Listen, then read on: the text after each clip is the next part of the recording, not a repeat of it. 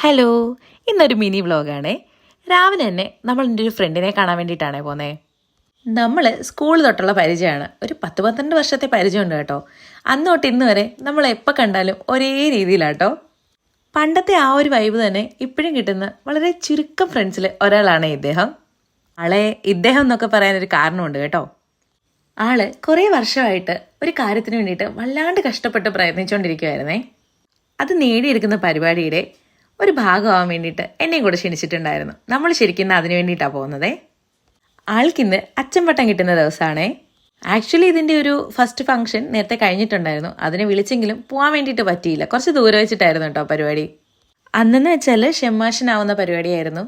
ഇന്നത്തേത് കശേഷ ordination ആയിരുന്നേ. ഞാനീ പറയുന്ന വാക്കുകളൊക്കെ ശരിയാണോ എന്ന് പോലും എനിക്കറിയത്തില്ല. കാരണം ഇതുമായിട്ട് യാതൊരു ബന്ധവും എനിക്കില്ല. ആദ്യമായിട്ടാണ് ഞാൻ ഇതൊക്കെ കേൾക്കുന്നത് കേട്ടോ.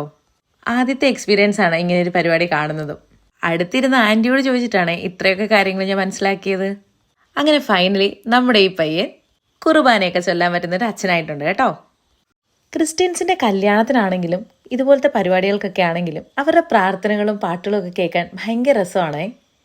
എനിക്കത് നല്ല ഇഷ്ടമാണ്. അതുകൊണ്ട് ഇതൊരു ബോറടി ആയിട്ടൊന്നും തോന്നിയില്ല. പ്രോഗ്രാമിൻ്റെ ഇടയ്ക്കൊന്നും വരാനും തോന്നിയില്ല. അതെല്ലാം ഫുള്ള് കണ്ടുകൊണ്ടും കേട്ടോണ്ടും ഇരിക്കാൻ നല്ല രസമുണ്ടായിരുന്നു കേട്ടോ. നമുക്ക് ഇത്രയും അടുപ്പമുള്ള ഒരാൾ, നമ്മുടെ കൂടെ സ്കൂളിൽ കളിച്ചും ചിരിച്ചുമൊക്കെ നടന്ന ഒരാൾ ഇങ്ങനെ ഇത്രയും ഭംഗിയുള്ളൊരു വേഷത്തിൽ നിൽക്കുന്ന കാണുമ്പോൾ ഉണ്ടല്ലോ ഭയങ്കര സന്തോഷം തോന്നി എനിക്ക്. പ്രോഗ്രാമൊക്കെ കഴിഞ്ഞപ്പോൾ അവിടെ തന്നെ ഫുഡൊക്കെ ഉണ്ടായിരുന്നു. അതൊക്കെ കഴിച്ചിട്ട് അവനെ കണ്ട് നമ്മുടെ അച്ഛനെ കണ്ട് കൺഗ്രാജുലേറ്റ് ഒക്കെ ചെയ്തിട്ട് നമ്മളിങ്ങനെ തിരിച്ചു വന്നേ.